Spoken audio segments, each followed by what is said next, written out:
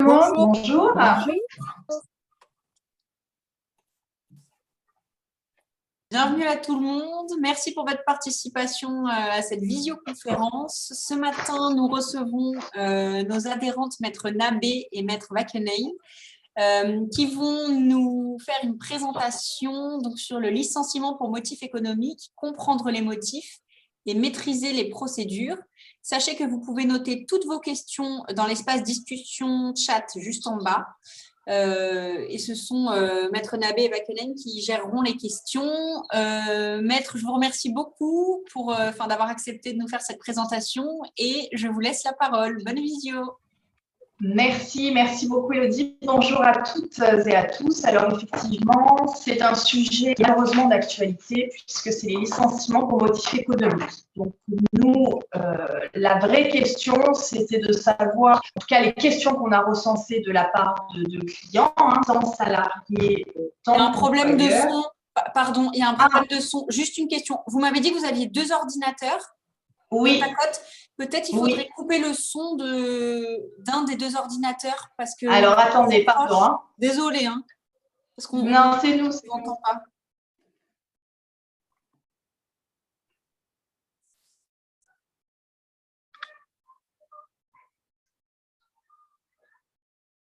Juste pour info, vous pourrez retrouver donc tout le replay avec la présentation sur le site de l'UPE 06 dès cet après-midi. Donc voilà, n'hésitez pas à...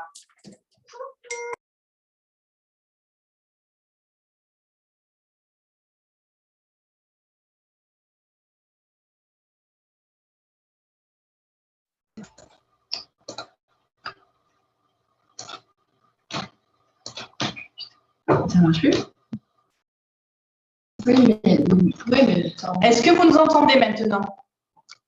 Non, ça. Allez-y, parlez-nous pour voir. Ça grésille encore. Ça grésille encore? Non, ça a l'air d'aller mieux là. Allez-y. Alors, bonjour. Ça a permis à vous d'arriver? Non, c'est pas mieux? Solène, chez toi aussi, ça fait ça? Ouais, chez moi aussi. Vous avez coupé le son d'un des 2 ordinateurs? Oui, alors sur l'autre ordinateur, en fait, vu qu'on n'a qu'une base centrale, on n'a pas de son sur l'autre ordi. Donc, normalement, on n'a pas de difficulté de cet ordre actuellement.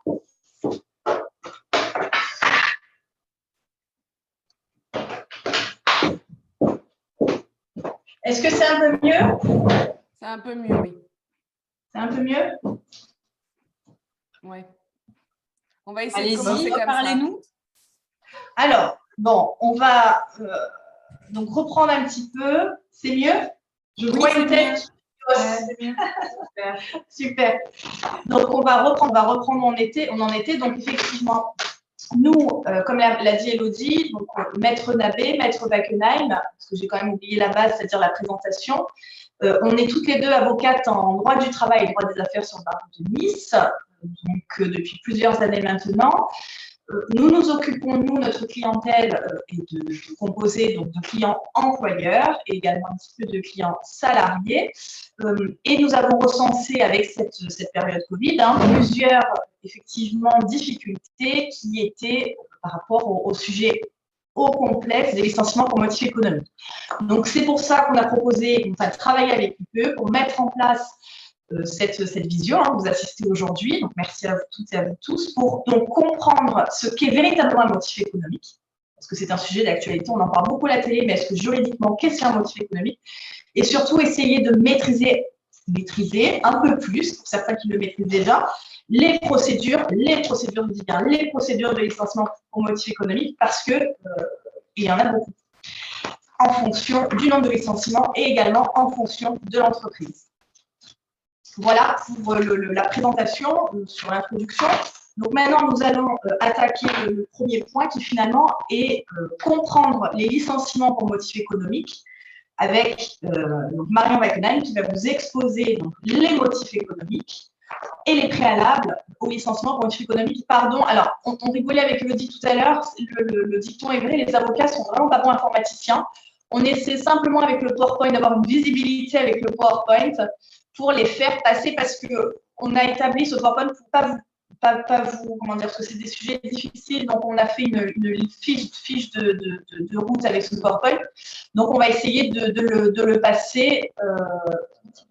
Est-ce que vous le voyez bien, le PowerPoint? Vous voyez très bien. D'accord.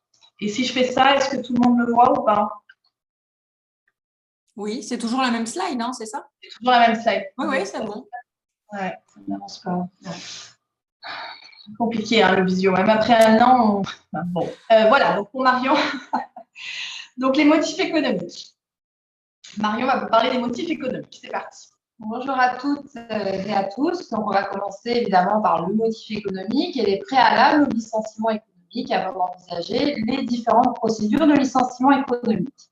Donc, le motif économique, la définition nous est donnée par le Code du travail. Parce que bien évidemment, tout licenciement pour motif économique doit être justifié par une cause réelle et sérieuse. À défaut, vous l'avez compris, il encourt un risque de requalification.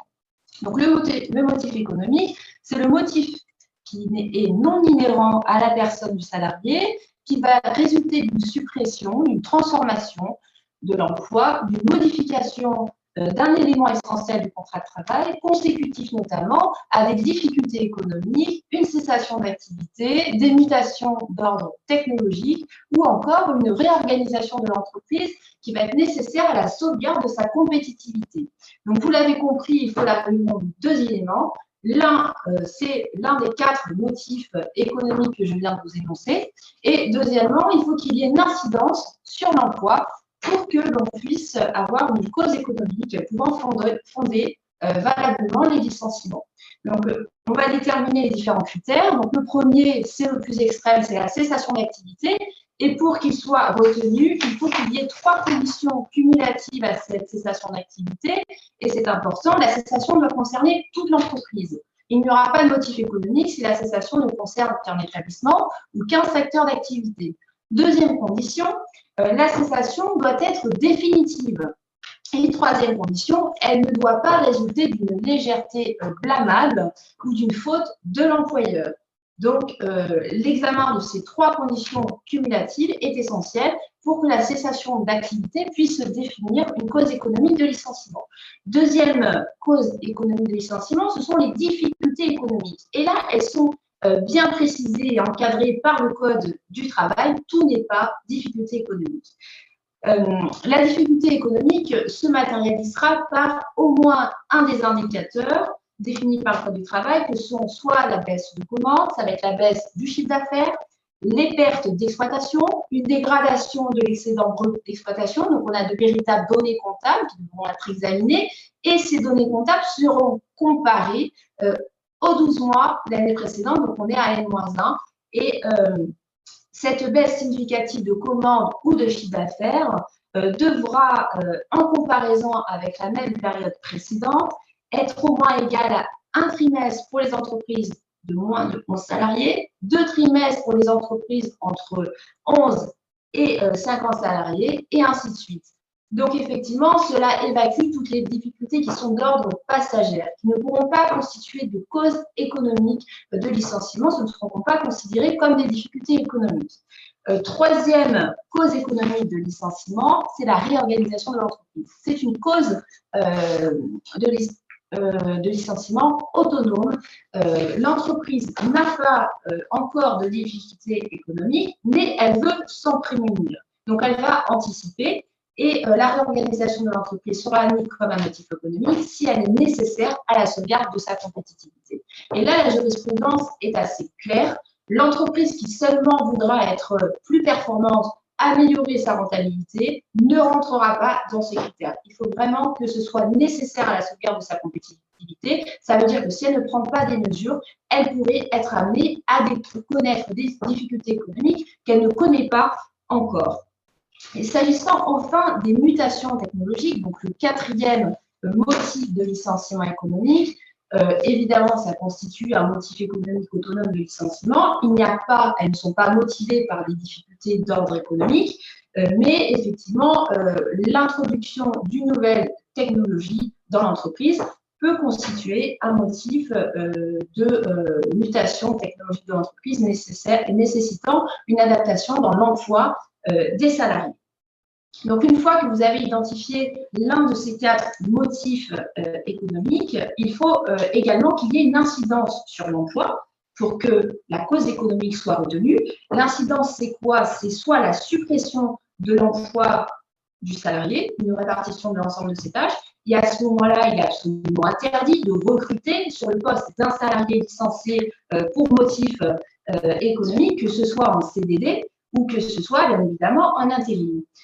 Deuxième incidence, la transformation de l'emploi, qui peut être induite effectivement par la nécessité d'acquérir de nouvelles qualifications. Par exemple, s'il y a des mutations technologiques dans l'entreprise, cette transformation d'emploi peut également entraîner une modification du contrat de travail. Et c'est la 3e incidence qui peut être effectuée donc, sur le contrat de travail du salarié.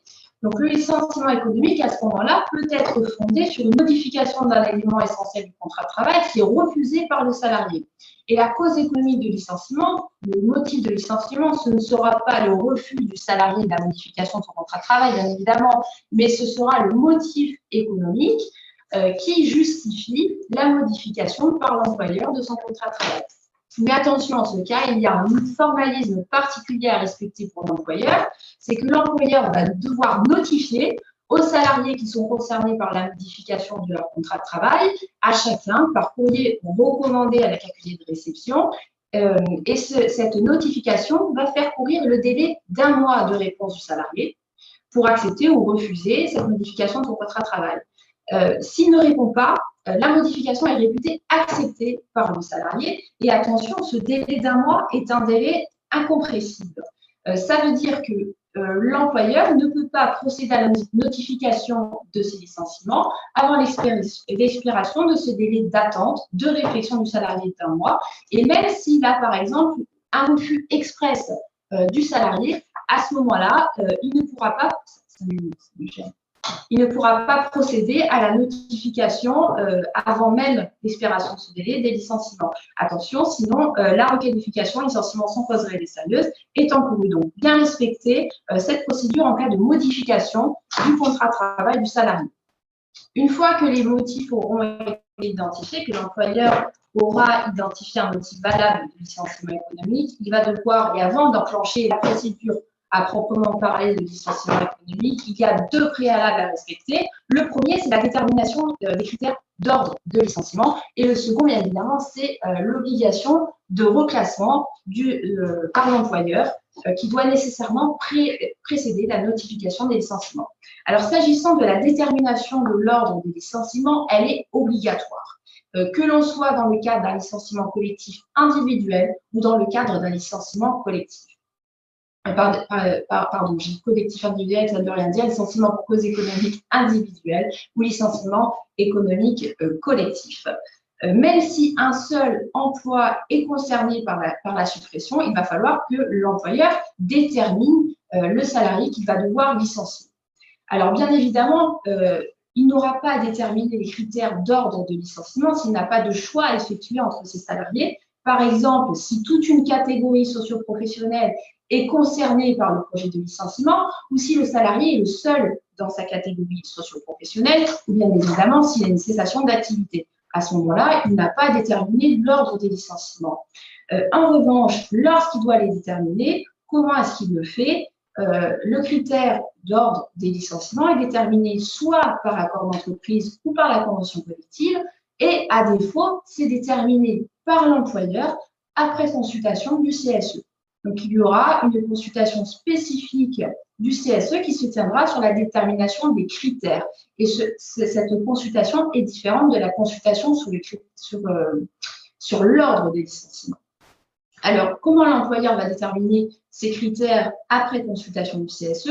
Ça se fait en fonction des critères qui sont déterminés légalement, que l'on retrouve dans le Code du travail et qui sont, par exemple, la charge de famille, en particulier celle des parents isolés, ça va être l'ancienneté de service, ça va être les situations de particulière vulnérabilité, par exemple des salariés dont le reclassement pourrait être difficile en fonction, par exemple, d'un handicap ou en fonction de leur âge. Et on va regarder également les qualités professionnelles des salariés qui seront appréciées.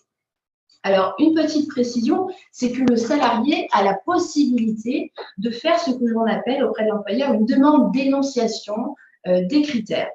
Et c'est important, pourquoi? Il peut le faire par courrier recommandé dans un délai de 10 jours après la cessation d'activité et l'employeur a l'obligation de répondre dans ce même délai de 10 jours. Et s'il ne fait pas, il encourt une sanction. Il encourt une sanction, enfin, c'est une indemnisation pour le salarié qui se fait en fonction du préjudice subi par le salarié. Ça veut dire qu'elle n'est pas plafonnée, contrairement au licenciement sans cause réelle et sérieuse. Lorsqu'il y a une requalification, vous avez des indemnités qui sont maintenant plafonnées par la barémisation de Macron. Là, si par exemple l'employeur ne répond pas au salarié à sa réponse, à sa question sur la détermination des critères justifiant l'ordre des licenciements, l'employeur encourt des dommages d'intérêt à hauteur du préjudice subi par le salarié. Et ça peut monter très haut, parce que le préjudice, c'est quand même la perte de son emploi. Et de la même manière, si l'employeur répond et que le salarié entend contester parce qu'il se rend compte que finalement, dans le cadre de la procédure de licenciement, l'employeur n'a pas respecté l'ordre des licenciements qu'il a déterminé selon les critères, qu'il n'a pas respecté ces critères, à ce moment-là, c'est la même sanction pour l'employeur. Il encourt sa responsabilité est engagée et il doit indemniser le salarié en fonction de son préjudice subi. Donc là, de la même manière, il n'y a pas de plafonnement. Deuxième préalable à la procédure de licenciement à proprement parler, c'est l'obligation de reclassement de l'employeur. Il n'y a pas de licenciement sans recherche de reclassement. Le licenciement pour motif économique ne peut intervenir que lorsque tous les efforts de formation et d'adaptation ont été réalisés et que le reclassement de l'intéressé ne peut être opéré sur les emplois disponibles situés sur le territoire national de l'entreprise ou les autres entreprises du groupe dont l'entreprise fait partie. Donc, l'obligation de reclassement, c'est un élément constitutif de la cause économique de licenciement et tout manquement de l'employeur suffit à priver le licenciement de cause réelle et sérieuse. Donc, il y a vraiment un risque de requalification si l'employeur ne satisfait pas à son obligation de reclassement. Et l'obligation de reclassement, elle s'impose à l'employeur, quel que soit l'effectif de l'entreprise, quel que soit le nombre de licenciements envisagés, que l'on se place dans le cadre d'un licenciement collectif ou dans le cadre d'un licenciement individuel. Et là, on va distinguer deux phases. Dans un premier temps, l'employeur va rechercher l'ensemble des postes disponibles et dans un second temps, il va les proposer par écrit aux salariés. Et le licenciement économique ne peut intervenir que si le reclassement du salarié s'est avéré impossible. Donc, c'est un préalable obligatoire pour l'employeur. Et le périmètre de reclassement, la priorité, c'est évidemment l'entreprise.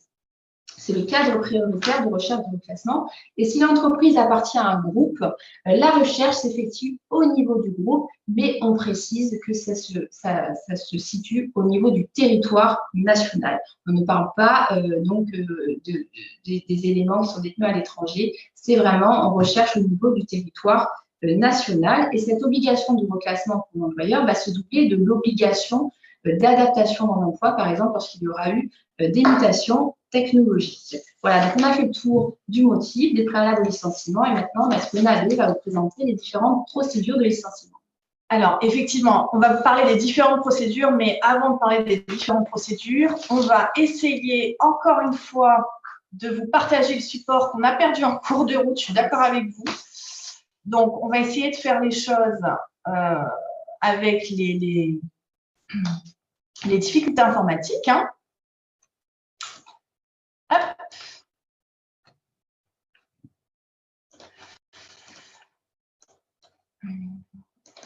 Voilà. Donc, n'hésitez pas à nous dire si vous voyez bien le PowerPoint et surtout, comme vous l'avez dit, comme l'a dit Madame Rodrigue dans la… Voilà. Hop. Comme nous l'a dit Madame Rodrigue dans les observations, les commentaires, les questions. Est-ce que vous voyez le PowerPoint? Bonjour, c'est Laetitia Davignac. J'ai une question. Dans le cadre justement de mutations technologiques, est-ce que derrière, justement, si les collaborateurs ne sont plus, on va dire, à jour et qu'on a mis les formations en place, etc., et qu'il y a un licenciement économique qui peut se réaliser, est-ce que derrière, il y a la possibilité d'embaucher des gens, on va dire, plus compétents sur des domaines bien ciblés? Ah oui, effectivement, à partir du moment où vous avez effectué votre obligation d'adaptation dans l'emploi. Oui, voilà, il faut passer, voilà. Mais Alors, oui, effectivement, voilà. ce serait possible. Après, il faut faire attention parce que normalement, quand vous licenciez un salarié pour motif économique, ça veut dire que vous, en général, vous supprimez son poste. Donc, ça s'accompagne en général soit d'une transformation ou d'une suppression. D'accord? Donc, si vous transformez son poste, en revanche, si c'est parce que le salarié n'est plus compétent en tant que tel que vous souhaitez, parce qu'il y a une mutation technologique, il n'est plus adapté, il n'est plus compétent, à mon sens, on sort quand même un peu de la mutation technologique et on se baserait plus sur l'insuffisance professionnelle. Donc, il faut faire attention au motif économique parce que quand vous licenciez quelqu'un pour un motif économique, en général, il faut faire attention. Effectivement, il faut faire attention à l'obligation d'adaptation, de transformation. Mais si vous avez rempli l'intégralité de vos obligations, vous, en tant qu'employeur, normalement, le poste est supprimé. D'accord. Et si, par exemple, j'ai plusieurs filiales et que, justement, je décide de mettre certains, on va dire, certaines compétences sur des filiales et de recentrer ma filiale, est-ce que là, ça peut être du licenciement économique pour les personnes qui ne savent pas. C'est-à-dire, c'est si vous avez plusieurs filiales. C'est-à-dire qu'aujourd'hui, par exemple, j'ai une filiale en Espagne, ok. Et en fait, j'ai d'un point de vue informatique, j'ai quasiment la même chose sur ma filiale espagnole que sur ma filiale française. Et je me posais la question, si je regroupe certaines compétences que sur la Espagne et certaines autres compétences que sur la France, quid de mes salariés, quoi. Ah oui. D'accord. Oui, alors après, bon, c'est du cas par cas, là, par contre, madame. Vous voyez, mais sur le principe, oui, il faut garder à l'esprit que la mutation technologique, après, en fonction de la filiale de la France, voilà, c'est très spécifique. Et comme on le dit, la mutation technologique, ça veut dire que l'exemple type, ce sont malheureusement les hôtesses de caisse. On prend très souvent cet exemple, les machines qui ont remplacé les hôtesses de caisse, vous voyez, où là, véritablement, il y a une suppression de poste du poste de chef d'hôtesse de caisse, pardon, chef de caisse aussi, qui ont été remplacés par des machines, la robotisation, et du coup, elles sont licenciées parce qu'il y a une mutation technologique qui a entraîné la suppression du poste. Ça, c'est la vraie mutation technologique. On prend souvent cet exemple pour illustrer. Voilà, donc ça, on est vraiment dans la mutation technologique pure. Après, si le salarié n'est pas bon en informatique, on ne va pas lui jeter la pierre parce que nous-mêmes, on n'est pas bonne. Mais voilà, mais il faut faire attention parce qu'il n'y ait pas, voilà, que ce soit pas il faut un vrai ou un faux licenciement économique. D'accord? D'accord. Il faut analyser la cause racine, en fait. Ok, d'accord, parfait. C'est ça, voilà. Donc, vous voyez le PowerPoint, c'est une bonne chose.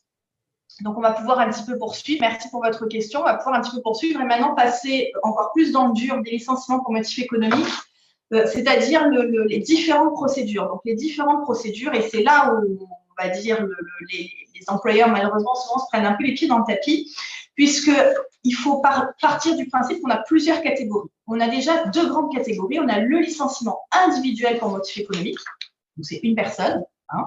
Et le licenciement collectif pour motif économique. Le collectif, c'est quoi? Le collectif, c'est entre 2 et 9 salariés.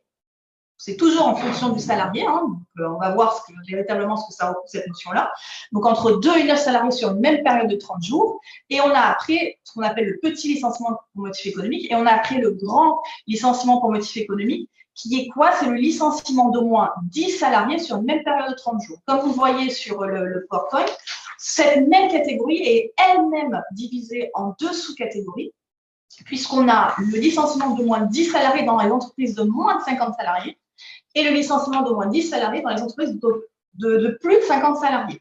D'accord? Donc, de 11 à 49 et de plus de 50 salariés. Et sachez une chose, et c'est ça qui est très important, c'est que pour chacune de ces catégories, donc les deux grandes catégories individuelles, collectives et sous-catégories, on a une procédure pour chacun de ces licenciements. C'est ça qui est important à garder à l'esprit. Donc, on va commencer par la procédure en tant que telle de licenciement individuel. Donc, je vous disais, un licenciement économique pour motif économique individuel, c'est quoi? Ça veut dire que vous licenciez un salarié. Une hôtesse de caisse, comme je vais rester sur cet exemple, une hôtesse de caisse, son poste va être supprimé parce qu'il y a une mutation technologique. Les difficultés Covid, etc. aussi dans d'autres entreprises sont passées par là. Donc, on va licencier un salarié, une suppression de poste. Dans ces cas-là, on reste, si malheureusement certains employeurs ont déjà été confrontés à cette situation, on reste sur un petit peu le prototype classique du licenciement, c'est-à-dire la convocation avec la tenue de l'entretien préalable. Donc ça, ce sont les mêmes règles, c'est-à-dire convoquer le salarié, tenir l'entretien préalable avec un délai de minimum de 5 jours ouvrables pour laisser au salarié la possibilité de se faire représenter ou assister par un représentant du personnel ou par un conseiller extérieur. Et après, on a bien sûr la notification du licenciement. Donc, ce qu'il faut savoir sur l'entretien préalable, et c'est là où c'est la différence, c'est la spécificité du motif économique, c'est que l'entretien préalable, ce qui est important, c'est qu'il faut en fait expliquer, donner les informations du motif économique au salarié. On va lui expliquer pourquoi vous êtes licencié. C'est pas du tout pour motif disciplinaire, c'est parce qu'il y a une suppression de poste, parce qu'il y a une mutation, des difficultés économiques, comme l'a expliqué, bien expliqué Maître Wackenheim. Donc, normalement, la particularité est là, vous lui expliquez les motifs et vous lui remettez une note explicative de ces motifs pendant l'entretien. Pour bien, si vous voulez, c'est la meilleure façon, c'est remise d'une note, signature contre décharge, pour bien montrer que le salarié a eu connaissance et qu'on n'a pas une irrégularité de procédure, d'accord? Le principe, c'est qu'avec cette information, donc cette fameuse note explicative, on a également une information qui est très importante sur le contrat de ce fameux contrat de sécurisation professionnelle. Vous expliquez au salarié qu'il peut bénéficier, puisqu'on est dans un cadre de licenciement pour motif économique, qu'il peut bénéficier du fameux contrat de sécurisation professionnelle. C'est quoi? Grossièrement, on n'est pas là pour parler du CSP. Grossièrement, c'est en fait un document, c'est une espèce de document, de partenariat, voilà, chercher le mot, de partenariat avec Pôle emploi, où en fait le salarié va pouvoir bénéficier d'actions de formation par le biais de Pôle emploi, et ces actions de formation vont en fait l'aider soit à se former, soit à retrouver un emploi, etc. Donc on a un vrai partenariat entre l'entreprise et Pôle emploi, et le salarié a la possibilité d'accepter ce contrat. Donc il faut quand même lui expliquer, il faut lui expliquer ce contrat de sécurisation professionnelle, il faut lui expliquer aussi qu'il a, pour un petit peu rentrer, on va dire, sur le détail du CSP, qu'il a 21 jours calendaires pour soit l'apprécier, soit le refuser. Donc, à compter du moment où vous lui remettez le CSP, le salarié, il a 3 semaines en moins pour savoir s'il va accepter, s'il veut être licencié. Voilà, parce que, effectivement, qu'est-ce qui se passe? Le salarié, il accepte le CSP. Il dit, moi, je ne veux pas être licencié en tant que tel, je veux accepter le CSP, c'est-à-dire travailler, faire des actions de formation auprès de Pôle emploi, etc. Le principe, c'est que le Code du travail vous dit que dans ces cas-là, on a une rupture d'un commun accord du contrat de travail. La rupture d'un commun accord, ça veut dire qu'à partir du moment où le salarié accepte, il n'y a pas de licenciement. Il y a une acceptation du CSP, donc finalement, on rentre dans un autre processus de fin de contrat de travail. Okay ? Petite précision très importante, on le voit malheureusement dans certains dossiers. Je vous ai parlé tout à l'heure du délai de 21 jours calendaires. Ce délai, et ça c'est primordial, ce délai est incompressible. Ça veut dire que même si le salarié accepte le lendemain ou le surlendemain de la remise de la proposition du CSP, vous ne pouvez pas considérer que la rupture du contrat d'un commun accord prend effet 3 jours après. Prend effet le jour où il accepte. Non. Il faut attendre le délai de 21 jours pour que la rupture prenne effet. Ensuite, imaginons notification du licenciement. Bon, on remet le CSP au salarié et puis le salarié prend du temps, ne se décide pas. On a 2 possibilités. On va notifier le licenciement, soit on notifie le licenciement à l'expiration du délai de 21 jours calendaires, le fameux délai de CSP. Attention, et là on le voit sur PowerPoint, pardon, on espère que vous le voyez bien.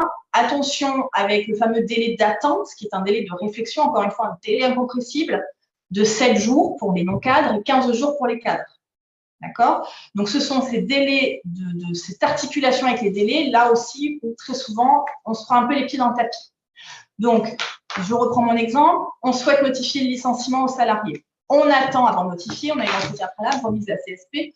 On attend le délai d'attente, qui est un délai légal, de 7 jours si c'est un non-cadre, de 15 jours si c'est un cadre. Okay, Et certaines entreprises décident quand même de notifier le licenciement avant l'expiration du délai de 21 jours. Donc, avant que le salarié, finalement, ne se soit décidé d'accepter ou de refuser le CSP.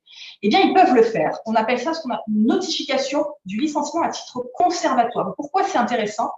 Parce que le Code du travail vous dit que c'est la notification, enfin, le point de départ du préavis. On est quand même dans du licenciement, donc il y a du préavis. Le point de départ du préavis, c'est la date de première présentation de la lettre de réception. Donc, ça veut dire que, imaginons que le salarié refuse le CSP, qui va être licencié, et que l'employeur a notifié le licenciement avant l'expiration, eh bien, on a entre guillemets gagné du temps puisque le préavis aura déjà démarré. Vous comprenez? Donc, c'est ça qui est important et c'est ça qui est très intéressant dans le fait de notifier à titre conservatoire le licenciement, dans l'attente évidemment soit de la réponse, etc. Donc, après, il y a toute une façon, malheureusement, si on n'a pas le temps, il y a toute une façon d'écrire cette notification de licenciement à titre conservatoire pour faire attention à cette articulation des délais entre le délai d'attente et le délai de réflexion du CSP.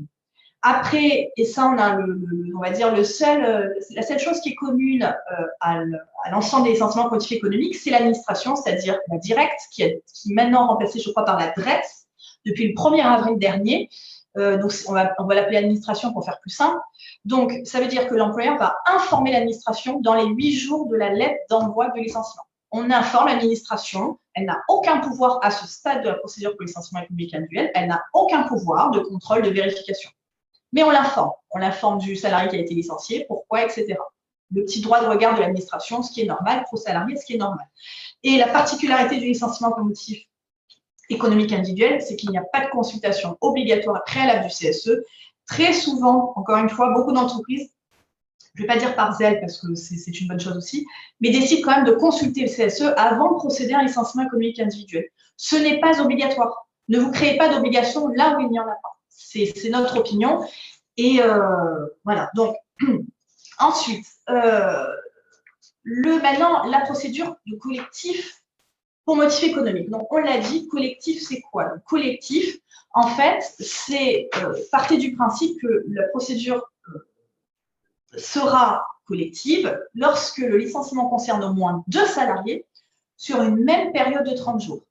Donc, sur une même période de 30 jours, c'est quoi 30 jours? Parce que je vous parle depuis tout à l'heure, je vous parle de ces 30 jours. Les 30 jours, c'est en fait à partir du moment où soit s'il y a une consultation obligatoire du CSE, donc à partir de la première date de réunion des représentants du personnel, on compte 30 jours. Et s'il y a des licenciements qui sont envisagés dans ces 30 jours, dans ces cas-là, s'il y a au moins 2 salariés qui sont concernés, dans ce cas-là, on rentre dans la procédure collective. En revanche, si on est par exemple juste où la consultation n'est pas obligatoire, on le verra après, ou s'il n'y a pas de représentant du personnel, donc il y a juste des entretiens préalables. Si par exemple l'employeur décide de licencier sur 3 salariés, donc avec 3 entretiens préalables, dans une même période de 30 jours, donc 1 mois, dans ces cas-là, on rentre dans la procédure de licenciement collectif. Alors, je fais juste une petite aparté sur ça. Le principe, c'est qu'on a dit 30 jours. Oui, mais il y a certains salariés, enfin, certains employeurs, pardon, qui ont, on va dire, un petit peu usé d'astuces, bien ou malveillant, peu importe, pour finalement ne pas rentrer dans la grande stratégie, dans la grande procédure des motifs collectifs, donc concernant plusieurs salariés, et ils ont espacé. Par exemple, ils faisaient un licenciement au mois de janvier, puis un autre au mois de février, puis un autre au mois de mars. Mais finalement, ils ne rentraient pas dans le cadre de au moins 2 salariés sur une même période de 30 jours parce qu'ils étaient, vous l'avez compris, à un licenciement par mois. Eh bien, vous passez des débats de jurisprudence, etc. sur cette question, mais simplement pour vous dire que le Code du travail a été modifié par une des ordonnances Macron qui prévoit que pour éviter, on va dire, ce genre d'astuces de la part de certaines entreprises, on a maintenant une période d'appréciation qui diffère, qui n'est plus de 30 jours, mais qui est de 3 mois. Donc, je vous cite le texte. Ça veut dire que lorsqu'une entreprise d'au moins 50 salariés, c'est ça qui est important, a procédé pendant 3 mois consécutifs à des licenciements pour motif économique d'au moins 10 personnes, donc 3 mois, au moins 10 personnes, mais sans avoir atteint 10 personnes sur une même période de 30 jours, d'accord? Dans ces cas-là, tous les licenciements qui seront intervenus dans les 3 mois suivants devront suivre la procédure du licenciement pour motif économique et collectif. Voilà, donc j'espère que vous avez compris ça. C'est l'article, que vous sachiez, c'est l'article 1233-26 du Code du travail, si jamais vous avez besoin de le voir. Voilà. Dans les entreprises d'au moins 50 salariés, on a une autre période d'appréciation. Après, donc, maintenant, on rentre dans le vif du sujet, donc notre vif du sujet qui est le licenciement collectif. Donc, le licenciement collectif, vous l'avez compris, 2 à 9 salariés sur une période de référence de 30 jours ou plus de 10 salariés sur une même période de référence de 30 jours. Donc, maintenant, sur le licenciement de 2 à 9 salariés. Le licenciement de 2 à 9 salariés, vous vous souvenez tout à l'heure pour le licenciement individuel, je vous disais qu'il n'y avait pas de CSE. Il y avait entretien préalable, notification, etc. avec le CST, tout ça. Maintenant, pour le 2 à 9 salariés sur une période de 30 jours, on rentre, si vous voulez, dans la consultation du CSE qui devient obligatoire, puisque l'employeur va devoir consulter le CSE sur le projet global de licenciement. On n'a pas deux consultations sur le motif économique, sur le projet de licenciement, non. Il convoque son CSE, et encore une fois, faites attention, sur le projet de licenciement. Le CSE est toujours consulté avant toute décision. Le CSE doit rendre son avis dans un délai de 1 mois, sachant que l'employeur n'est pas lié, comme dans beaucoup d'autres avis, n'est pas lié à l'avis qui est rendu par le CSE. Pour que le CSE se prononce, on va dire, valablement, l'employeur va devoir donner un certain nombre d'informations, par exemple les raisons économiques, l'effectif de la société, bien sûr, tout document économique qui va permettre de justifier pour le CSE et bien sûr pour l'employeur le motif à l'appui des licenciements invoqués, le calendrier prévisionnel et le nombre de licenciements qui est envisagé par l'employeur. Si jamais dans votre entreprise, il n'y a pas de CSE, d'accord, dans ces cas-là, on passe directement à une procédure classique, c'est-à-dire pas la consultation du CSE, okay. On passe directement à la procédure à l'égard des salariés, c'est-à-dire la procédure classique, convocation, notification, l'entretien préalable avec l'organisme du CSP et notification de licenciement. Vous avez compris? Donc là, quand je dis, attention, je n'ai pas précisé, mais quand je dis 2 à 9 salariés, je ne parle pas de l'effectif global, évidemment, je parle du nombre de licenciements, du nombre, nous dit la jurisprudence, de toutes les ruptures qui vont intervenir dans un cadre stricto sensu, de licenciement pour motif économique. Les départs volontaires, par exemple, ou même les ruptures conventionnelles qui interviennent dans un cadre économique, rentrent dans cette enveloppe d'effectifs pour déterminer la procédure qui est applicable. Je ne parle pas du nombre de salariés, bien sûr, global, au niveau de l'entreprise. Donc là, j'ai bien dit consultation du CSE. Après l'avis du CSE, s'il y a un CSE, dans ces cas-là, on rentre dans la procédure classique, convocation avec l'entretien préalable, notification de licenciement, et on retrouve encore une fois l'information de l'administration dans les 8 jours de l'envoi des lettres de licenciement. On fait aussi très attention, n'oubliez pas, avant de notifier les licenciements, au fameux délai d'attente, qui cette fois-ci n'est plus de 7 ou 15 jours en fonction du statut du salarié, il est uniformisé, il est de 7 jours. Donc, on ne peut notifier un licenciement avant l'expiration d'un délai de 7 jours à compter de l'entretien préalable. Autant on peut faire à titre conservatoire pour le CSP, autant le délai d'attente de 7 jours, il est incompressible. Enfin, maintenant, pour la procédure de licenciement de plus de 10 salariés sur une période de 30 jours, donc là, souvenez-vous, on est donc dans une autre catégorie, c'est-à-dire la seconde catégorie de licenciement, les grands licenciements collectifs, qui elles-mêmes se scindent en 2 catégories, puisqu'on a les entreprises qui comportent moins de 50 salariés, mais qui vont licencier plus de 10 salariés sur une période de 30 jours ou de 3 mois consécutifs, souvenez-vous, d'accord? Donc, moins de 50 salariés, encore une fois, on a une autre catégorie en fonction de si il y a des représentants du personnel ou s'il n'y a pas de représentants du personnel. Et après, on a les entreprises qui, elles, vont licencier plus de 10 salariés et qui comportent plus de 50 salariés en effectif global de l'entreprise. Donc, le principe, c'est que pour les licenciements de plus de 10 salariés dans une entreprise comportant moins de 50 salariés, donc là, vous voyez, quand on est en présence d'un CSE, donc le principe, il est clair, c'est qu'on a encore une fois le CSE, bien sûr, qui agit, qui va intervenir, qui va être convoqué avec 2 réunions qui vont être espacées de 14 jours minimum, c'est un minimum légal. Donc, on a 14 jours entre la première réunion du CSE où on va transmettre un certain nombre d'informations, d'accord? Et on a une seconde réunion, on va encore parler, je ne rentre pas dans les détails, je ne peux pas trop détailler, mais on va encore parler donc, du motif économique, du nombre de licenciements.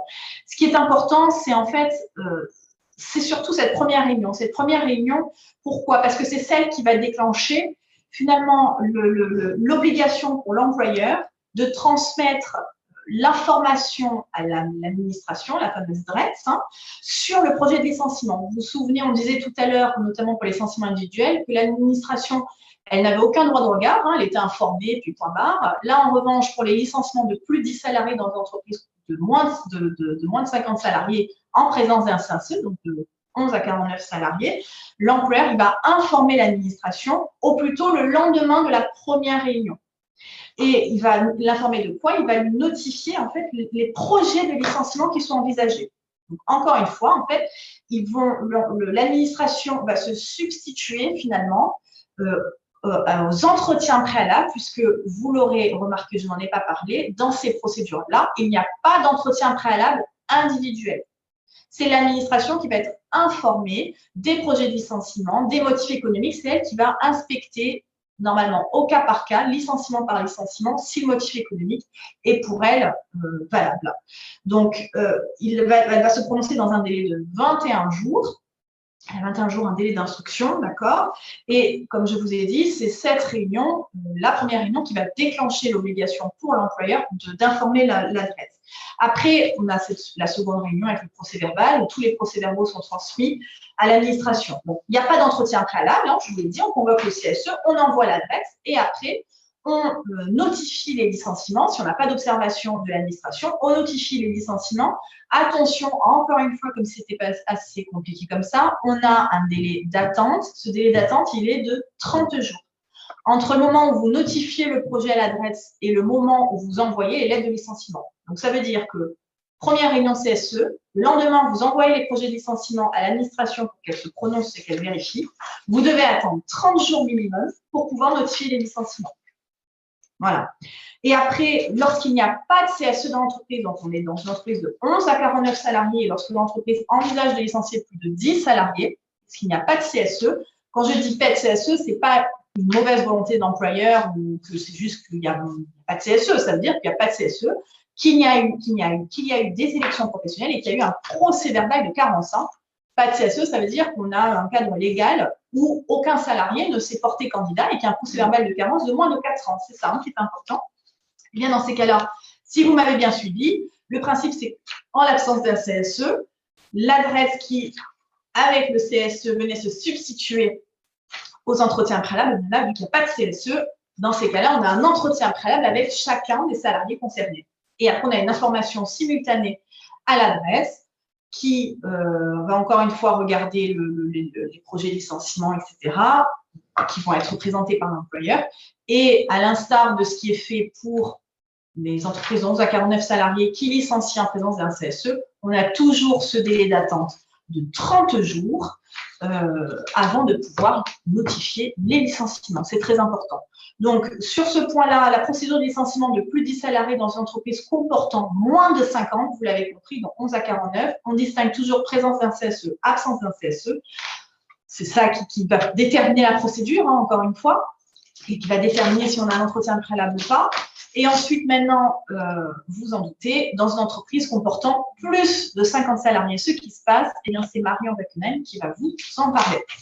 Oui, donc là, alors j'ai envie de dire le meilleur pour la fin, parce que là, c'est vraiment une procédure très lourde qui va être mise à la charge de l'employeur lorsque l'on est dans une entreprise qui comporte au moins 50 salariés et lorsqu'elle envisage de procéder au licenciement de plus de 10 salariés. On est dans ce que l'on appelle un grand licenciement qui met à la charge de l'employeur des obligations qui sont très lourdes, à savoir la mise en place d'un PSE, la consultation des instances représentatives du personnel, donc soit le CSE, et une validation, une homologation par l'administration au final. Et ce n'est qu'après avoir procédé à l'ensemble de ces diligences que l'employeur va pouvoir notifier les licenciements en termes de cette procédure. Et s'il ne le fait pas, les licenciements sont frappés de nullité. On n'est plus seulement dans le licenciement sans cause réelle et sérieuse, mais vraiment dans le licenciement nul. Donc, il faut que l'employeur respecte scrupuleusement cette procédure lorsque l'on est dans une entreprise qui emploie au moins 50 salariés et qui envisage de licencier plus de 10 salariés. Alors, le PSE, qu'est-ce que c'est le PSE? C'est le plan de sauvegarde de l'emploi et qui regroupe un ensemble de mesures qui sont destinées à limiter le nombre de licenciements et lorsque c'est impossible, favoriser le reclassement des salariés dont le licenciement est inévitable. Et ce PSE, il est obligatoirement communiqué à l'administration. Alors, ce PSE, il est obligatoire dans les entreprises de plus de 50 salariés qui envisagent de licencier plus de 10 salariés dans un délai de 30 jours et à défaut, il est facultatif. C'est-à-dire que vous pouvez conclure un PSE, même dans les entreprises de moins de 50 salariés, et vous pouvez conclure un PSE si vous êtes une entreprise de plus de 50 salariés et que vous envisagez de licencier moins de 10 salariés. Au-delà, il est obligatoire. Alors, comment il est mis en place, ce PSE? Il est mis en place au choix de l'employeur parce qu'il n'y a absolument aucune obligation de négociation. Il est mis en place soit par un accord collectif majoritaire qui sera ensuite validé par l'administration, soit il est mis en place par un document unilatéral qui est élaboré par l'employeur et qui sera ensuite homologué par l'administration. Donc, l'employeur n'a aucune obligation de passer par la phase de la négociation. Il peut très bien choisir d'élaborer tout de suite son document unilatéral ou il peut laisser place à la négociation et en cas d'échec, élaborer son document unilatéral. Il faut également savoir que le PSE peut être mis en place par une combinaison des deux. C'est-à-dire qu'on peut avoir un accord collectif mais au minimum sur le contenu du PSE, et ensuite qui sera complété par un document unilatéral de l'employeur sur les points qui n'auront pas qui n'auront pas été négociés dans le cadre de l'accord. Il faut savoir également que tout ce qui est contenu dans l'accord, qui a fait l'objet de la négociation, ne sera pas objet de la consultation du CSE. Ne sera objet de la consultation du CSE que ce qui n'aura pas été négocié dans le cadre de l'accord. En revanche, lorsque l'employeur élabore ce document, le document unilatéral, à ce moment-là, tous les points contenus dans le document unilatéral seront l'objet de la consultation CSE. Donc, que contiennent soit l'accord, soit le document unilatéral? Eh bien, ils contiennent évidemment au minimum le PSE. Et le PSE doit contenir lui-même des mesures concrètes et précises. Il doit proposer donc des mesures de reclassement qui sont sérieuses. C'est-à-dire que l'employeur ne peut pas juste faire référence à la possibilité de mise en place d'une antenne pour l'emploi pour évoquer un reclassement. Il doit véritablement faire une recherche de reclassement et s'assurer que les postes qu'il propose sont disponibles. En revanche, et à ce stade de la procédure, il n'a pas l'obligation d'individualiser ces propositions de reclassement. Elles sont pour le moment, et lorsqu'elles sont dans le cadre du PSE, elles sont pour le moment générales. Alors, que va contenir ce PSE? Il va contenir des actions en vue de reclassement interne des salariés, donc sur des emplois soit qui relèvent de la même catégorie d'emploi, soit qui relèvent d'une catégorie d'emploi inférieure, mais à ce moment-là, il faut évidemment l'accord express des salariés. Donc, ce PSE va comporter un véritable plan de reclassement visant à faciliter le reclassement donc, des salariés dont le licenciement est inévitable. Et là, on donnera la priorité, évidemment, aux plus fragiles. Le PSE va également comporter des créations d'activités nouvelles par l'entreprise. Il peut également comporter des actions favorisant le reclassement externe à l'entreprise. C'est la fameuse réactivation du bassin d'emploi, c'est-à-dire toutes les mesures que peut prendre l'employeur et qui sont destinées à favoriser le recrutement de ces salariés par d'autres employeurs dans la mesure où le reclassement en interne est impossible.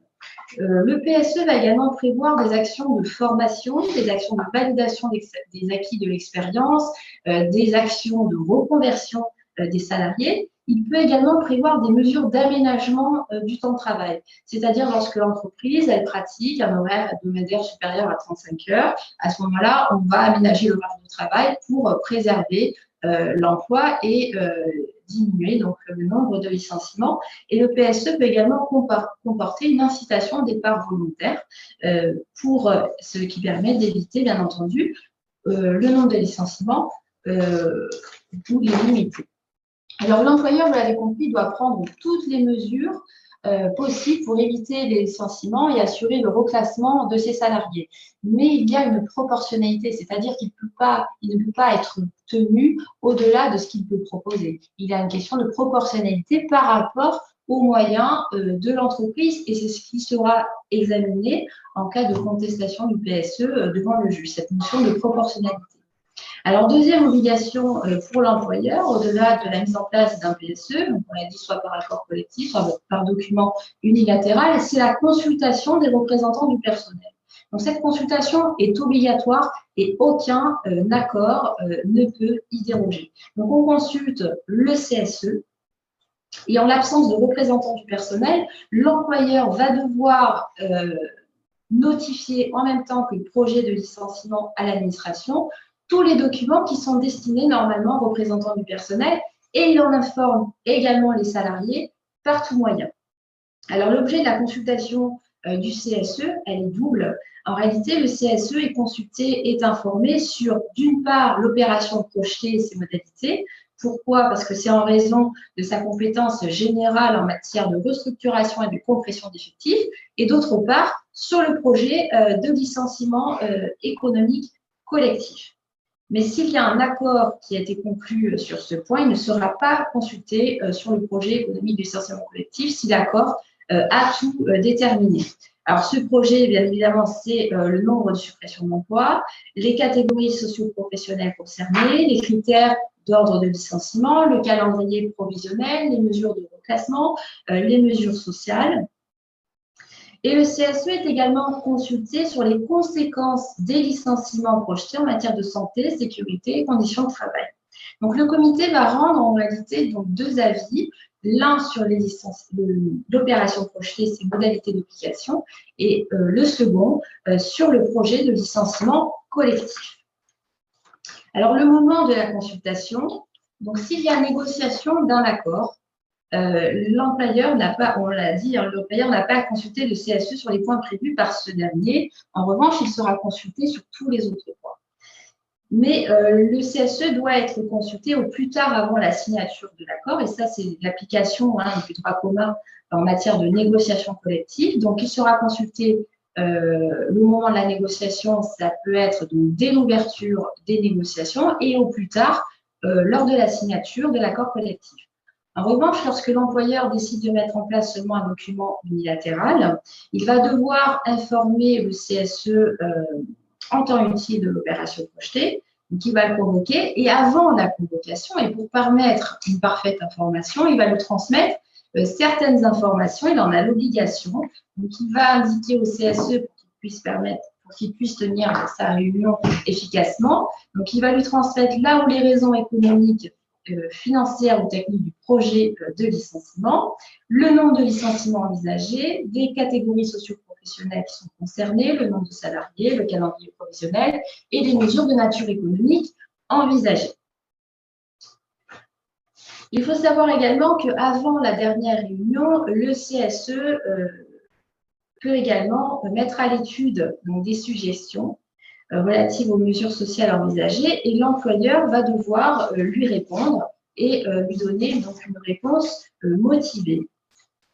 Et le CSE également va être consulté sur la mise en œuvre du PSE, c'est-à-dire qu'une fois qu'il sera validé ou homologué par l'administration, le CSE sera encore dans la boucle puisque l'employeur va le consulter sur la mise en œuvre du PSE et il va associer l'administration au suivi de ces mesures en lui adressant donc des bilans. Alors, les modalités de la consultation, le CSE est consulté donc, au moyen de 2 réunions au minimum qui doivent être espacées de 15 jours au minimum. Donc, le comité va devoir rendre ces 2 avis dans un certain délai qui court à compter de la première réunion et un délai qui est en fonction du nombre de licenciements économiques projetés.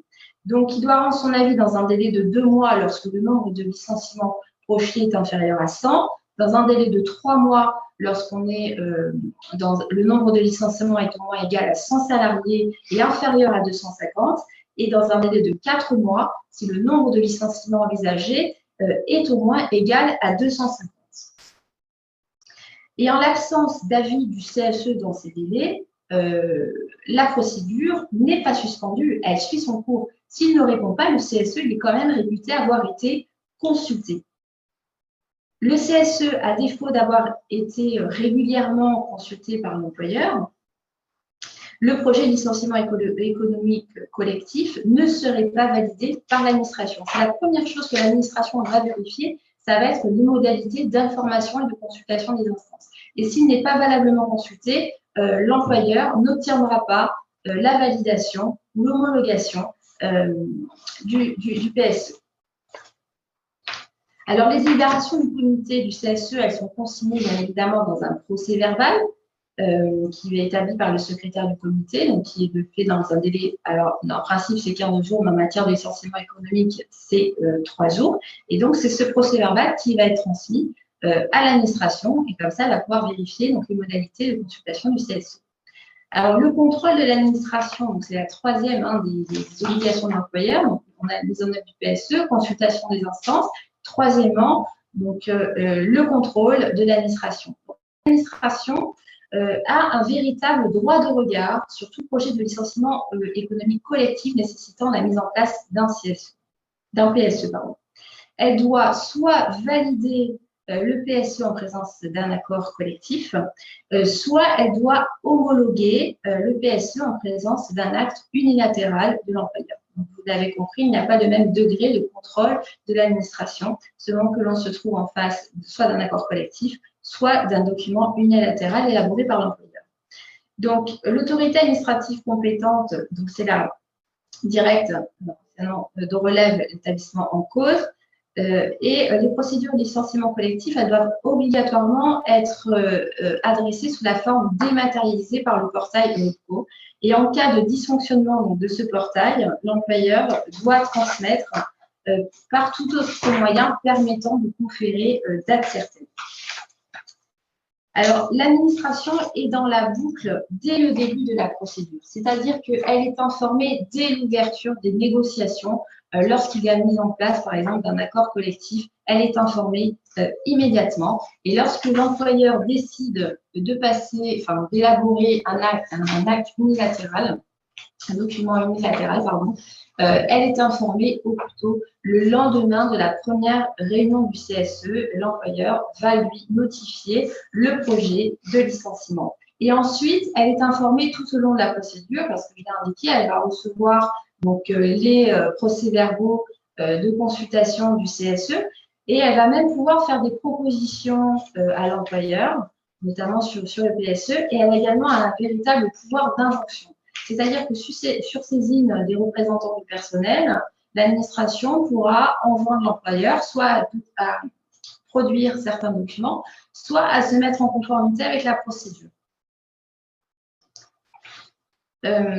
Alors, s'agissant de la demande à proprement parler de validation, d'homologation du PSE donc, par l'employeur, c'est dès le lendemain de la tenue de la seconde réunion obligatoire donc, du CSE que l'employeur va pouvoir déposer son dossier de demande de validation ou d'homologation.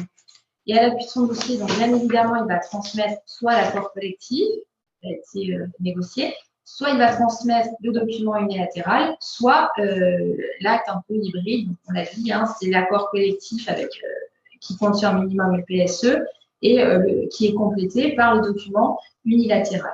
Donc, il va transmettre le PSE, mais également les modalités d'information et de consultation du CSE qui seront vérifiées par l'administration. Et lorsque le dossier est complet, l'administration va en informer l'employeur par tout moyen permettant de conférer date certaine. Pourquoi? Parce que cela va faire commencer à courir le délai d'instruction.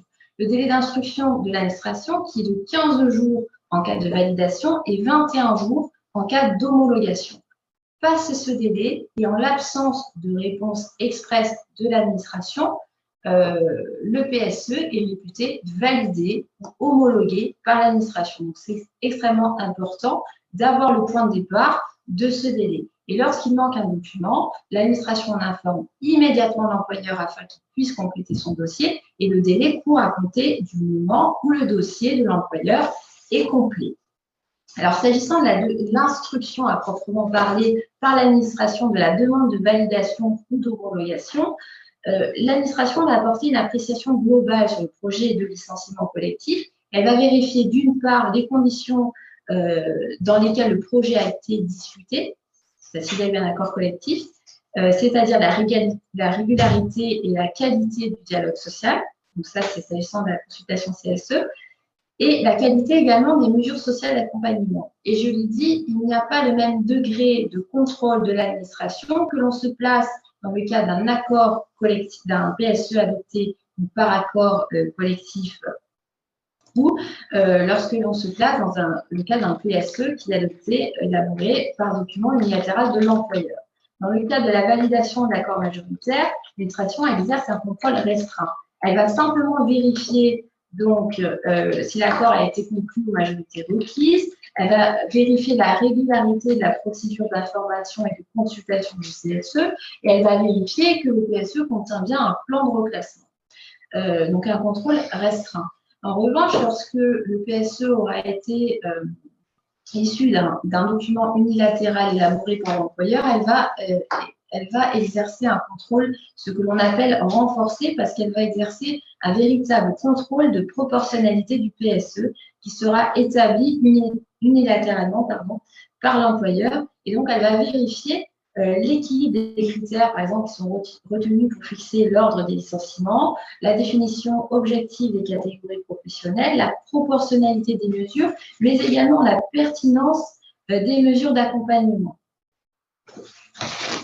S'agissant enfin de la décision de validation ou d'homologation, une fois qu'elle est obtenue, elle entraîne deux conséquences majeures. La première, c'est la mise en œuvre du PSE par l'employeur et ensuite la possibilité de notifier les licenciements et cela sans délai. Alors, il faut savoir que c'est le juge administratif qui est exclusivement compétent pour connaître tous les litiges concernant la décision de validation, d'homologation, le contenu du PSE et la régularité de la procédure. Alors, une fois que l'employeur aura conclu le PSE, consulté les instances, obtenu soit la décision de validation, qu'elle soit explicite ou implicite, ou homologation du PSE, il va ensuite pouvoir poursuivre sa procédure de licenciement. Donc, concrètement, il va procéder donc, aux mesures de reclassement individuel des salariés, puisque cette obligation se superpose à un plan de reclassement du PSE. Donc là, il procède aux mesures de reclassement individuel des salariés. Et d'autre part, il va pouvoir mettre en œuvre le PSE, effectivement, parce qu'il est lié par ses engagements. Et ensuite, il pourra, et c'est à ce moment-là qu'il pourra notifier les licenciements selon l'ordre des licenciements, bien entendu, qui aura été déterminé. Et cette notification des licenciements, attention, je le rappelle, elle ne peut intervenir qu'après décision de validation ou d'homologation du PSE par l'administration. Et tout licenciement prononcé avant la décision de l'administration est considéré comme nul. De la même manière, si l'employeur ne consulte pas les instances ou s'il ne met pas en place de PSE, s'il ne respecte pas strictement ces procédures, les licenciements sont considérés comme nuls. Alors, le licenciement doit être notifié, alors on le sait, il n'y a pas d'entretien préalable, et le licenciement doit être notifié à chaque salarié individuellement par courrier recommandé avec accusé de réception. Et cette lettre doit énoncer les motifs économiques ou le changement technologique invoqué par l'employeur à l'appui du licenciement, donc elle doit être motivée. Elle doit préciser la procédure de précision des motifs et elle doit indiquer la priorité de réembauchage et indiquer éventuellement si on est en deçà de 1000 salariés, donc elle doit indiquer le CSP, bien entendu. Voilà, donc on a terminé sur cette grande et lourde procédure. Effectivement, alors, on vous avait préparé, on pourra vous envoyer le PowerPoint si vous le souhaitez, voilà, plus récapitulatif sur les procédures en fonction de l'effectif et bien sûr du nombre de salariés concernés. Et on va, pour reprendre, on va arrêter le partage déjà, voilà, parce que le PowerPoint est terminé. Donc, on a essayé, nous, vous le voyez, en l'espace de un peu plus d'une heure, on a essayé de vous résumer à peu près un chapitre entier du Code du travail, ce qui est hyper complexe. C'est une procédure de licenciement pour motif économique qui est très compliquée. On voit qu'il y a certaines questions qui tourne un petit peu toujours autour du même principe, c'est-à-dire le motif économique. Alors, rapidement, pour répondre aux quelques petites questions, donc, faut-il prévenir le CSE auparavant, même pour une personne? Donc, le principe est non, on n'a pas de CSE obligatoire quand c'est un licenciement individuel. C'est vraiment une particularité du licenciement collectif, c'est-à-dire quand ça concerne 2 à 9 salariés sur une période de 30 jours. Après, est-ce que le CSE peut donner un avis sur les personnes visées par le licenciement? Donc, ça, on a régulièrement cette question. Alors, normalement, j'ai envie de vous dire, peut-être en code du travail, normalement, non. Le CSE n'a pas à véritablement connaître les noms spécifiquement des salariés qui sont concernés. Légalement, on va dire. Après, bien sûr, en fonction des entreprises, parce que ce sont des données qui sont confidentielles, il est, on va dire, informé de manière globale, sur le projet global, avec les catégories de salariés, les postes. Après, dans les entreprises, vous vous doutez bien, où il y a 30 salariés, ils se connaissent tous à peu près, ils savent quel salarié, et forcément, dans la réunion de CSE, les noms sortent. Mais c'est pas, il n'y a pas véritablement de question de réponse, pardon, ferme et précise sur les noms des salariés. Ça dépend beaucoup de l'entreprise, ça dépend du contexte et ça dépend du motif économique aussi. Enfin, on a une question s'agissant, donc dans le cas d'une fermeture de site pour raison économique suite à une baisse drastique de l'activité pour 10 salariés d'entreprise de moins de 50 salariés, cela rentre-t-il dans le cadre de la réorganisation de l'entreprise? Alors, je ne sais pas, Madame Dileski, je ne sais pas si Elodie, on peut lui donner la parole pour peut-être avoir un petit peu plus de… Si elle est toujours là. Est-ce qu'elle a un micro? Oui, vous m'entendez? Bonjour Émilie. Bonjour. Oui, bonjour. Voilà. En fait, je me permets de poser la question parce que bon, nous sommes dans une entreprise qui est fortement touchée en fait par la crise sanitaire puisque nous sommes dans le monde du voyage. Donc forcément, ça n'aide pas. Et du coup, nous avons plusieurs bureaux, plusieurs sites. Nous avons un siège social qui est donc dans le sud et une partie de nos effectifs, vraiment en fait les effectifs qui travaillent vraiment dans le monde du travail, donc très touchés, qui sont carrément dans le nord de la France. Du coup, bien évidemment, pour pouvoir pérenniser l'entreprise, bon voilà, c'est une réflexion, voilà, hein, bien sûr, qui est faite en se disant si jamais on se voyait malheureusement pour préserver les autres emplois dans l'obligation de fermer un site, en proposant bien évidemment de pouvoir reclasser ces personnes, mais dans le sud, donc très loin. Après, il faut prendre en compte bien évidemment le côté familial, la vie des gens, etc. Donc, ce n'est pas forcément évident. Et donc, en fait, c'est une question voilà, que je me posais. Est-ce que ce type de situation pourrait, rentrerait dans un cadre de licenciement économique ou finirait par arriver sur malheureusement des licenciements économiques si les personnes ne pouvaient pas ou n'acceptaient pas, voilà, de changer de vie comme ça. Alors, effectivement, donc, votre situation est très, on va dire, malheureusement très commune. Hein, on l'a assez régulièrement, cette question. On va partir en fait du principe, finalement, où vous allez muter vos salariés, donc les changer complètement de région, donc de lieu de travail, lieu d'habitation. Donc, on part, nous, du principe qu'à notre sens, ce serait plus ce qu'on appelle une modification du contrat de travail du salarié. Donc, vous allez modifier le contrat de travail. Donc, c'est une des conséquences d'un motif économique, hein, comme vous l'avez expliqué tout à l'heure. C'est une suppression, une transformation, une modification. Et cette modification, vous allez la proposer aux salariés parce qu'elle est motivée par un motif économique, qui en l'occurrence peut être soit la réorganisation d'entreprise, soit des difficultés économiques au niveau de l'établissement, ou voilà, des critères ou du salarié travail. Et donc, vous allez modifier son contrat de travail. Après, on rentre vraiment dans la procédure, c'est-à-dire si le salarié ne peut pas venir vivre dans le sud, je ne sais pas pour quelle raison, mais si jamais il ne veut pas venir vivre dans le sud, il faut qu'il réponde dans un délai de 30 jours et surtout, il faut que vous, et c'est là où la difficulté est, il faut que vous tiriez la conséquence du refus. Parce que si jamais votre salarié refuse cette mutation, n'accepterait pas cette mutation, vous, dans ces cas-là, si on reste dans ce principe-là d'une organisation de réelles difficultés, vous devriez même être amené à lui notifier son licenciement, pas parce qu'il a refusé, vous en doutez bien, mais parce que la modification proposée reposait sur un licenciement économique. Donc, il a un motif économique, donc il a refusé, donc le motif économique est là, la réorganisation, vous êtes obligé de le licencier. Voilà. Est-ce que c'est clair? C'est parfaitement clair, je vous remercie. Merci. Voilà, et après, je crois qu'on en avait une autre. Alors, de Madame Brunard-Rodrigue, le fait que les salariés étaient en activité partielle pose-t-il problème? Souvent, on indique comme mesure maintien dans l'emploi lors de la demande d'indemnisation. Pareil, si Madame, ce sera plus simple si Madame Rodrigue, elle est toujours là, je ne sais pas. Oui, je suis là, bonjour. Bonjour.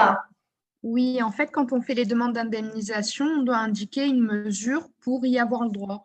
Et moi, je sais que, bon, je suis dans l'expertise comptable, hein, du coup, j'ai plusieurs dossiers. Donc, moi, j'ai mis à chaque fois maintien, on devait mettre, par exemple, 6 mois, 12 mois. Et on se demandait si ça pouvait poser problème, parce qu'on est censé les garder, étant donné qu'on a le droit à ces mesures-là, donc l'activité partielle, sauf que maintenant, elles vont être modifiées.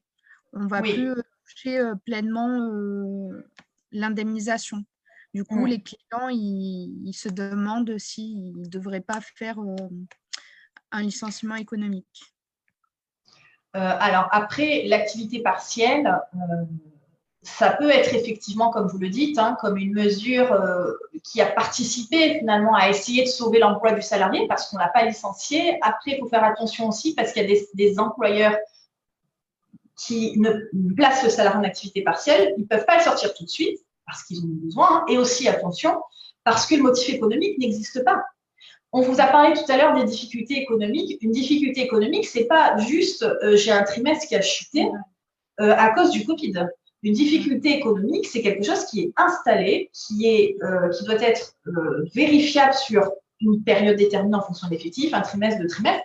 Et encore une fois, ce n'est pas une baisse soudaine de chiffre d'affaires qui, malheureusement, est due, ou en tout cas serait due à la période Covid. C'est vraiment une… Je vais vous donner un exemple concret, c'est plus simple. Nous, sur une entreprise, ce qui s'est passé, c'est que dans l'entreprise cliente, une difficulté économique sur le premier trimestre ou deuxième trimestre 2020. Malheureusement, c'est le trimestre Covid. Elle a décidé, elle ne pouvait plus, elle a chuté complètement, elle a décidé de licencier un bon nombre de salariés. Le souci étant, c'est qu'au mois de septembre et au mois d'octobre, les commandes ont repris. Donc, son chiffre d'affaires, boum, il a presque doublé d'un coup. Et là, évidemment, les salariés qui sont encore restés à l'intérieur ont informé les salariés qui ont été licenciés et ces salariés-là ont contesté le motif économique.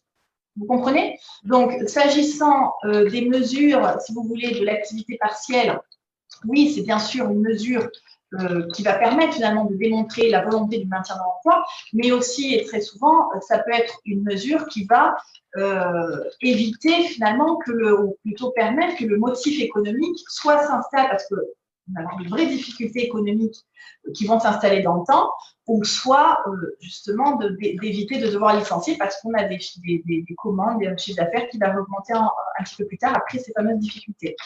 Donc oui, ça peut être une mesure de maintien dans l'emploi, ça peut être une aide, en tout cas, comme je vous dis, une démonstration de l'entreprise de maintenir le salarié dans l'emploi. Voilà. Ils peuvent très bien faire le licenciement économique et les reprendre dès que ça reprend. Alors, comme je vous disais, pas payer le lambda, le delta qui reste après activité partielle. Oui. Étant donné qu'il n'y a pas de rentrée d'argent, ça peut être… Oui, bien sûr. Alors après, oui, effectivement, savoir si on peut licencier un salarié parce qu'on ne va vraiment pas bien, mais on sait que finalement, dans 6 à 9 mois, on va aller mieux, donc on va le réembaucher. Alors, le souci, comme on vous l'a dit, c'est que normalement, quand il y a un motif économique, il y a une suppression de poste. Ça veut dire que le poste, il n'existe plus. Parce qu'il ne faut pas oublier que le motif économique, ce n'est pas juste des difficultés. Non, c'est des difficultés et la deuxième condition, on a 2 conditions, les difficultés et les conséquences sur l'emploi. La suppression, la transformation, la modification. Donc, très souvent, il y a beaucoup d'entreprises, et beaucoup d'entreprises, peu importe l'effectif, même des grands groupes, qui licencient les salariés et qui, en fait, 2 mois après, réembauchent quelqu'un parce qu'ils se sont dit, au moins, motif économique, il n'a rien à dire, et on va réembaucher quelqu'un 2 mois après. Je sors un peu du contexte économique. Mais moi, je parlais de les réembaucher les mêmes salariés. Oui, les mêmes salariés. Alors, oui. S'ils sont disponibles. Oui, s'ils sont disponibles. Moi, j'ai envie de vous dire, normalement, il y a un certain délai entre le licenciement et la réembauche. voilà, alors, je ne vais pas vous dire de bêtises, donc ça, il faudrait que je vérifie le délai légal, hein, ou jurisprudentiel entre le moment où on licencie et le moment où on embauche, parce qu'on a un délai entre le licenciement et la réembauche. Mais comme je vous dis, moi, je trouve ça, à mon sens, risqué, puisque le poste est supprimé. Donc, ça veut dire qu'il n'est plus censé exister, le poste, quand vous licenciez. Donc là, ça veut dire que si vous réembauchez, vous devez recréer le poste. Il suffit que vous tombiez sur un salarié qui n'est pas forcément bien intentionné. Il va se dire, moi, j'ai été licencié, finalement, ce n'est pas du motif économique, et il va contester son licenciement. Nous, on est là pour vous présenter, malheureusement, les risques. On est un peu de parano, vous voyez, de ce genre de stratégie. Et on vous présente les risques avec, bien sûr, les contestations. Le gros risque aussi, c'est qu'ils doivent rembourser toute l'activité partielle qu'ils ont reçue. Exactement, tout à fait. Donc ça, voilà, moi, je pas un conseil que je vous donnerai, licenciez-les pour embaucher-les derrière, en attendant que ça aille mieux. Ce n'est pas le premier conseil que je vous donnerai. Après, à voir en fonction des salariés, de l'entente, etc. Mais ça peut être glissant, terrain glissant. Vous savez, si les employeurs s'entendaient bien avec tous les salariés, qui avaient un climat de confiance, parce que bon, vous doutez bien que nous, les employeurs qu'on reçoit, non mais tout va bien, on a confiance dans tous nos salariés, il n'y aurait pas autant d'avocats sur la région.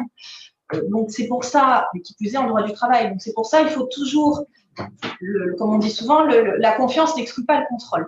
Il faut toujours être dans un climat de confiance, pas de défiance ni méfiance avec les salariés, mais en gardant à l'esprit que le salarié, il a des droits et qu'il peut être tenté de les reconnaître. Donc, être droit dans ses bottes, vous serez le meilleur employeur pour chacun de vos salariés. Voilà. Est-ce qu'il y a d'autres questions? Oui, Monsieur Tassano. Monsieur Tassano. Bien sûr, Monsieur Tassano, vous pouvez poser une question sur les motifs économiques. Bonjour. Christophe Tassano, donc directeur général de l'association La Semeuse. Nous avons une dizaine d'établissements pour vous situer. Nous travaillons dans le champ, dans des champs très différents, du social, du médico-social, de l'éducation populaire notamment. Et actuellement, nous rentrons bientôt là, dans la 4e année de mise en œuvre d'un marché public avec le département.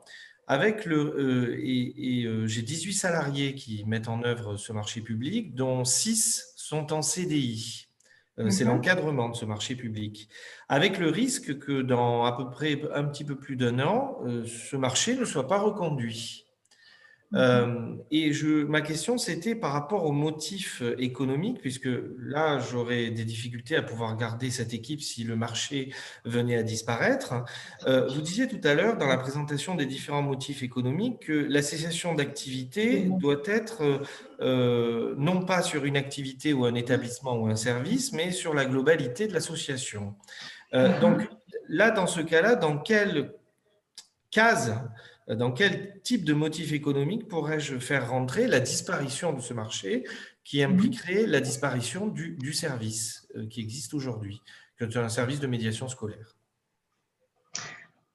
Oui, effectivement. Donc, à notre sens, cela pourrait constituer un motif économique parce que cette perte de marché va avoir des conséquences évidentes sur l'un des critères définis par le Code du travail, à savoir une baisse de commandes, une baisse significative de chiffre d'affaires, mais également, ça peut constituer un motif économique pour réorganisation de l'entreprise nécessaire à la sauvegarde de sa compétitivité. C'est-à-dire, il faut regarder donc d'abord les critères légaux définis par le Code du travail donc pour les difficultés économiques. Donc, il faut faire le calcul à N-1 quand vous allez projeter cette perte par rapport à ce marché. Et si vous n'entrez pas dans ces clous-là, à ce moment-là, vous pourriez aller sur le terrain de la réorganisation de l'entreprise nécessaire à la sauvegarde de sa compétitivité, parce que, rappelons-le, ce critère-là est un motif autonome de licenciement économique, même s'il n'y a pas encore de difficultés économiques. Mais on sait que l'entreprise va en avoir si elle perd ce marché.